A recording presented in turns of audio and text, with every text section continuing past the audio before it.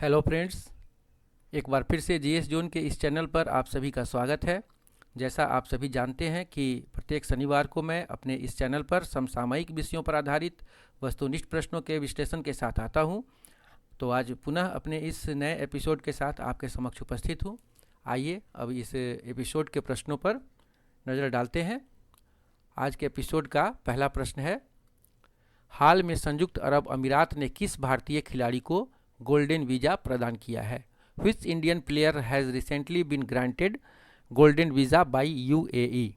आपके ऑप्शंस हैं, ए में है सानिया मिर्जा, बी में जहीर खान, सी में सौरभ गांगुली और डी में लिएंडर पेस। जैसा आप जानते हैं कि हर देश के अपने अपने अलग नियम होते हैं वीज़ा से संबंधित। तो संयुक्त अरब अमीरात की सरकार भी वहाँ जाने वाले लोगों को लंबी अवधि के लिए जो वीज़ा प्रदान करती है उसे गोल्डन वीज़ा कहा जाता है। यह दो प्रकार का होता है, एक 5 वर्ष के लिए दिया जाता है और दूसरा 10 वर्ष के लिए दिया जाता है। जो लोग वहाँ 5 या 10 वर्ष के लिए गोल्डन वीज़ा चाहते हैं उन्हें क्रमशः 5 मिलियन और 10 मिलियन दिरहम, जो वहाँ की लोकल मुद्रा है, का निवेश करना होता है यूएई में। और यह वीज़ा वैसे लोगों को मिलता है जो वहाँ किसी विशेष उद्देश्य से जाते हैं, जैसे कोई वैज्ञानिक पर्पस से जाता हो, या कोई विद्यार्थी शोध कार्यों के लिए जाता हो, या कोई पेशेवर चिकित्सक हो, या कोई उद्यमी हो, ऐसे लोगों के लिए, या कोई प्रसिद्ध कोई बहुत फेमस शख्सियत हो। तो ऐसे लोगों को वहाँ गोल्डन वीज़ा दिए जाते हैं। इससे पूर्व भी आपने सुना होगा कि हाल में संजय दत्त और शाहरुख खान को भी संयुक्त अरब अमीरात की सरकार ने गोल्डन वीज़ा प्रदान किया था। और हाल में एक भारतीय खिलाड़ी को भी वहाँ का गोल्डन वीज़ा दिया गया है। तो आपको बताना है कि हाल में किस खिलाड़ी को गोल्डन वीज़ा दिया गया है यूएई के सरकार के द्वारा। तो इस प्रश्न का सही उत्तर होगा सानिया मिर्ज़ा। हाल में सानिया मिर्ज़ा को यूएई की सरकार ने गोल्डन वीज़ा प्रदान किया है। आज के एपिसोड का दूसरा प्रश्न है, भारत में अमेरिका के नए राजदूत कौन होंगे? Who will be the new US ambassador to India? Options हैं, ए में केनेथ जस्टर, बी में बेंजामिन हॉल, सी में डोनाल्ड हेफलिन और डी में एरिक गारसेट्टी।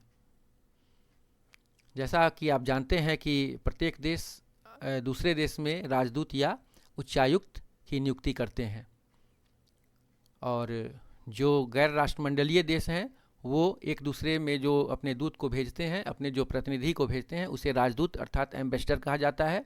जबकि जो राष्ट्रमंडलीय देश हैं वो अपने प्रतिनिधि जब एक दूसरे देश में भेजते हैं तो उन्हें उच्चायुक्त अर्थात हाई कमिश्नर कहा जाता है। तो चूँकि भारत तो राष्ट्रमंडलीय देश है परंतु अमेरिका गैर राष्ट्रमंडलीय देश है, इसलिए अमेरिका में राजदूत कहा जाता है, न कि उच्चायुक्त। भारत में अमेरिका के नए राजदूत कौन होंगे?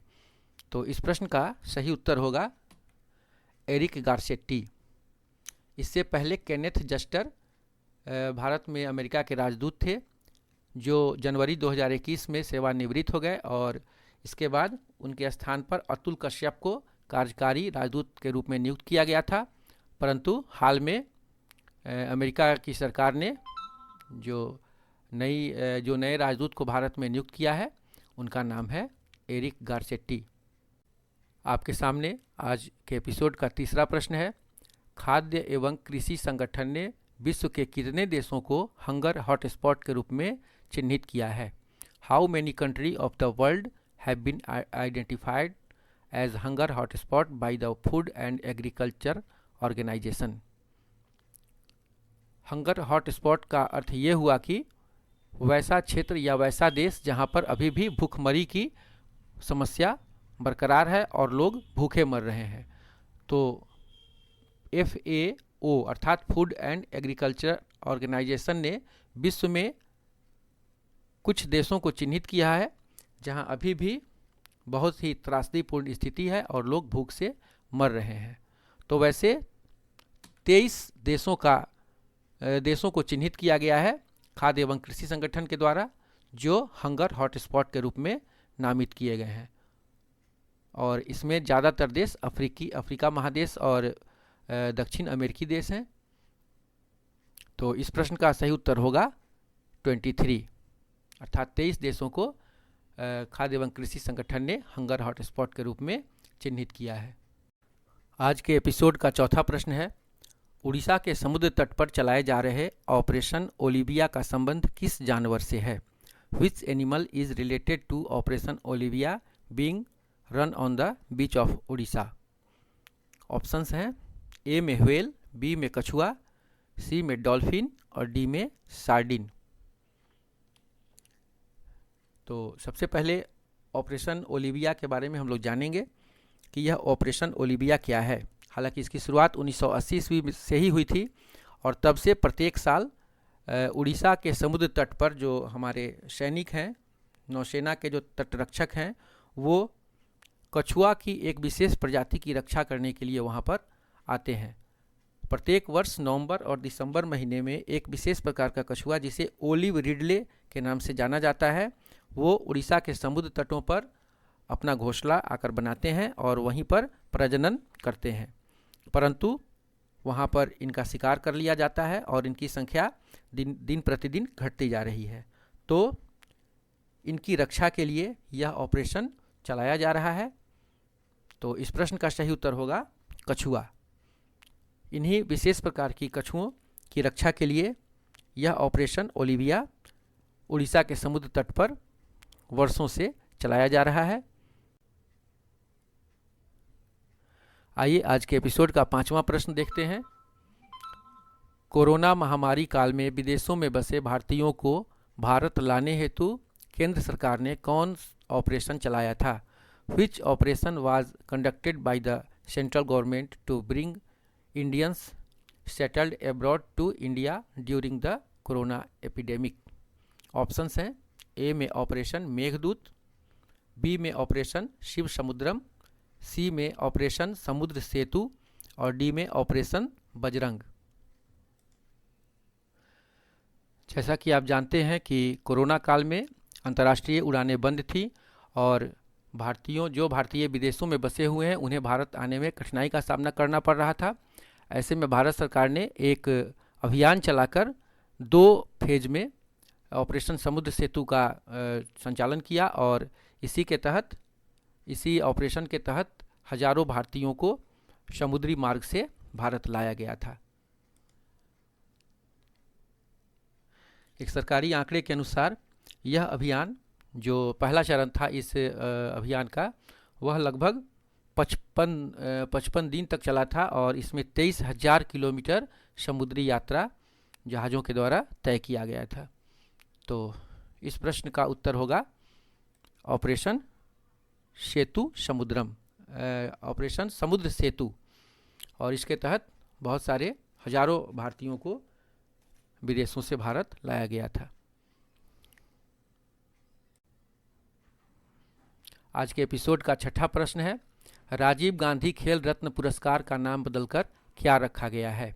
What has been renamed as Rajiv Gandhi Khel Ratna award? Options हैं ए में महात्मा गांधी खेल रत्न पुरस्कार, बी में मेजर ध्यानचंद खेल रत्न पुरस्कार, सी में है केडी सिंह बाबू खेल रत्न अवार्ड और डी में है अर्जुन खेल रत्न अवार्ड।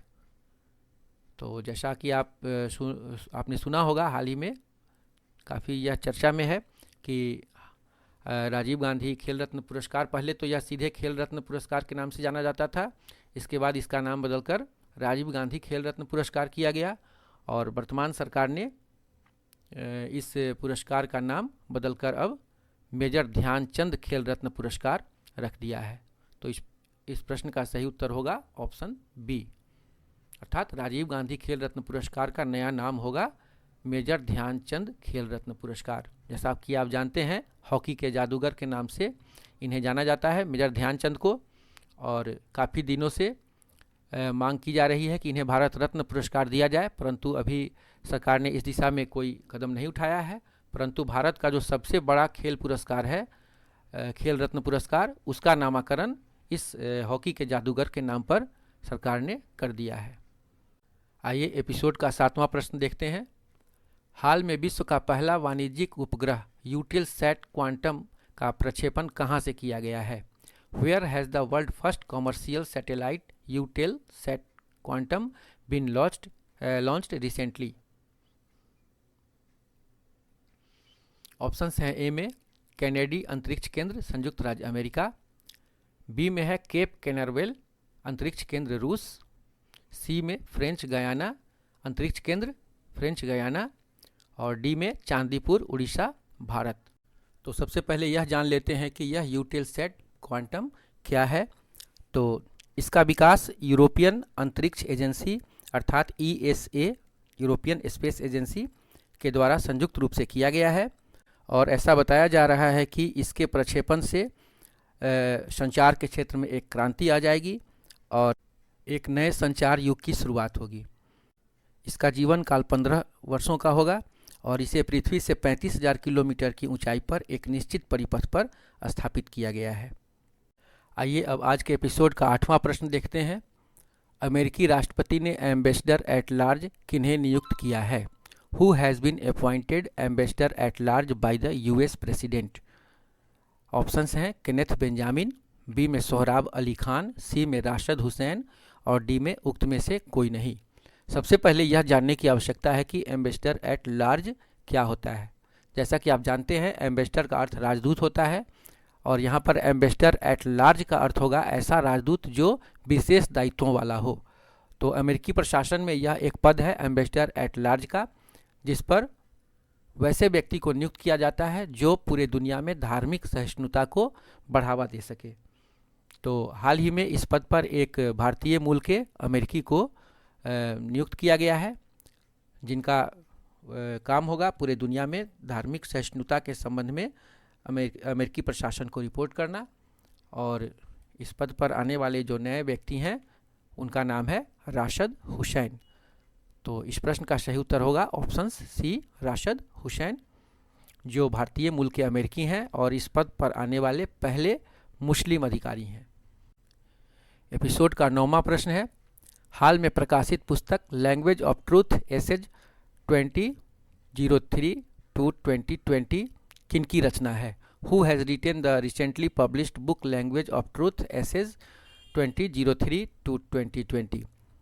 ऑप्शंस हैं ए में सलमान रश्दी, बी में अशोक लवासा, सी में तस्लीमा नसरीन और डी में विक्रम सेठ।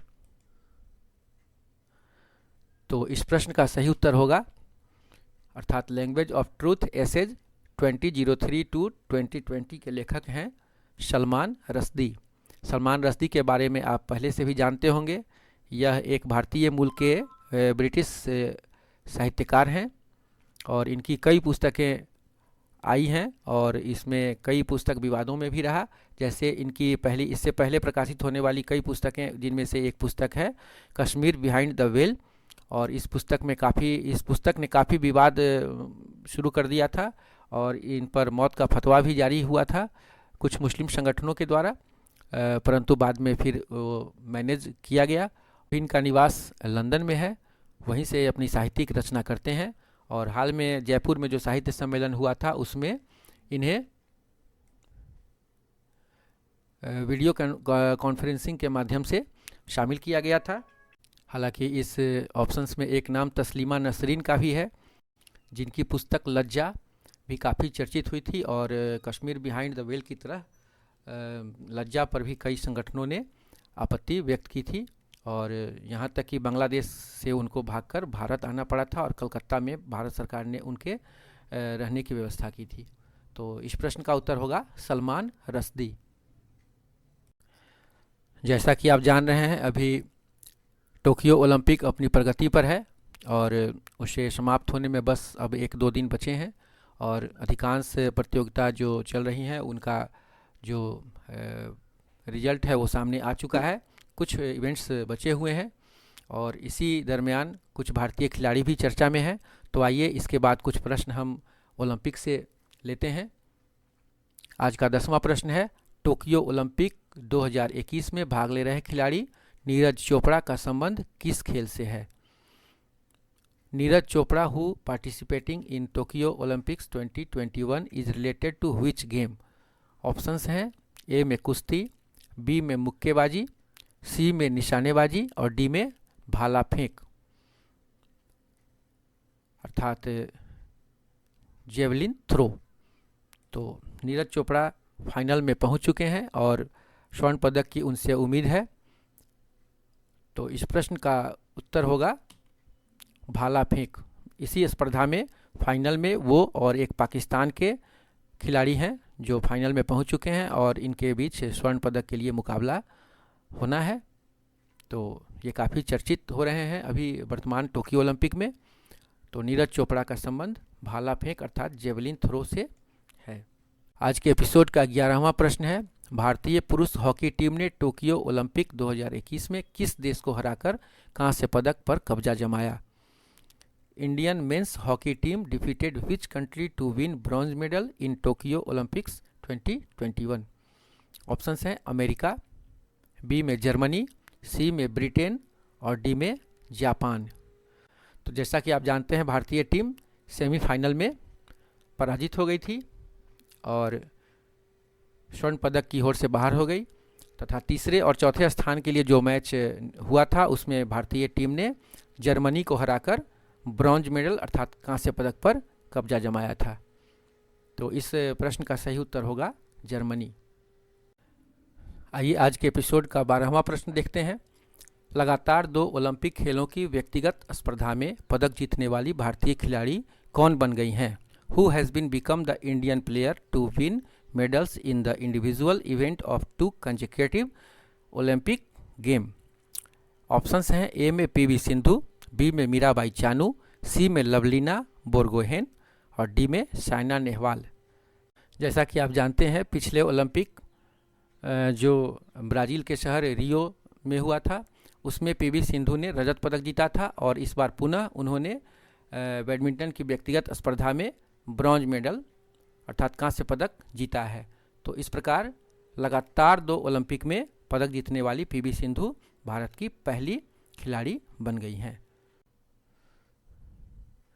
आज के एपिसोड का 13वां प्रश्न है, टोक्यो ओलंपिक 2021 में किस भारतीय महिला हॉकी खिलाड़ी ने गोलों की हैट्रिक बनाई? Which Indian female hockey player has scored a hat trick of goals in Tokyo Olympics?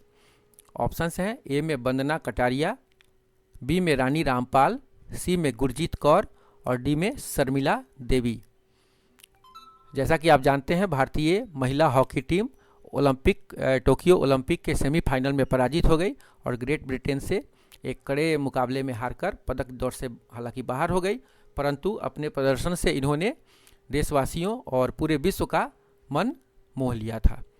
तो दक्षिण अफ्रीका के खिलाफ जो भारत ने मैच खेला था उस मैच के दरमियान भारत की खिलाड़ी वंदना कटारिया ने गोलों की हैट्रिक लगाई थी। हैट्रिक का अर्थ होता है, जैसा कि आप जानते हैं क्रिकेट में भी लगातार 3 विकेट लेने पर उसे हैट्रिक कहा जाता है 3 गेंद पर, या लगातार 3 गेंद पर अगर कोई चौका लगाता है तो उसे हैट्रिक चौका माना जाता है। तो इसी तरह इन्होंने लगातार 3 गोल किया था।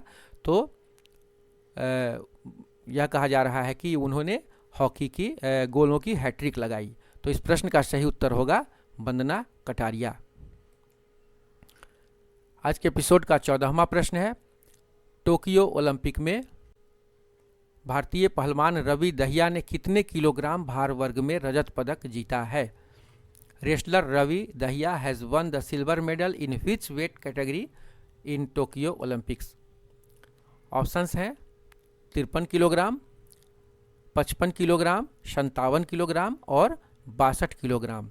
जैसा कि आप जानते हैं कि कुश्ती प्रतियोगिता में अलग अलग भार वर्ग में प्रतियोगिताएं होती हैं और हर खिलाड़ी अपने भार के अनुसार अलग भार वर्ग में हिस्सा लेता है।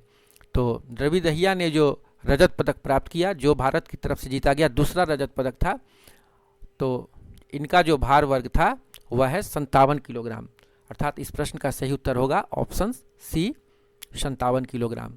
इसी भार वर्ग में उन्होंने भाग लेकर भारत को रजत पदक दिलवाया था। आज के एपिसोड का अंतिम प्रश्न है, भारतीय महिला मुक्केबाज लवलीना बोरगोहेन का संबंध किस राज्य से है? Indian female boxer Lovlina Borgohain belongs to which state? Options हैं मणिपुर, बी में मिजोरम, सी में मेघालय और डी में असम। आप जानते हैं कि भारत की तरफ से पदक जीतने वालों में एक खिलाड़ी लवलीना बोरगोहेन भी हैं जिन्होंने कांस्य पदक जीता है और इस कारण काफ़ी चर्चित हैं। ये भारत की मुक्केबाज हैं और भारत की ओर से मुक्केबाजी प्रतिस्पर्धा में एमसी मैरी कॉम के बाद ये दूसरी महिला मुक्केबाज है जिन्होंने ओलंपिक में पदक जीता है। तो इनका नाम काफ़ी चर्चित आजकल है। तो ये असम से बिलोंग करती हैं, अर्थात इनका गृह राज्य असम है। तो इस प्रश्न का सही उत्तर होगा ऑप्शन डी, असम। तो इस प्रकार 15 प्रश्नों का यह एपिसोड समाप्त हुआ और मुझे आशा है कि इस एपिसोड के सभी प्रश्न आपके लिए महत्वपूर्ण होंगे और आप अपना सुझाव कमेंट बॉक्स में अवश्य देंगे। एक प्रश्न मैं आपके लिए पुनः छोड़ देता हूं। आपको बताना है कि वर्तमान में अंतर्राष्ट्रीय ओलंपिक समिति के अध्यक्ष कौन हैं और आप अपना जवाब हमें कमेंट बॉक्स में दे सकते हैं। धन्यवाद।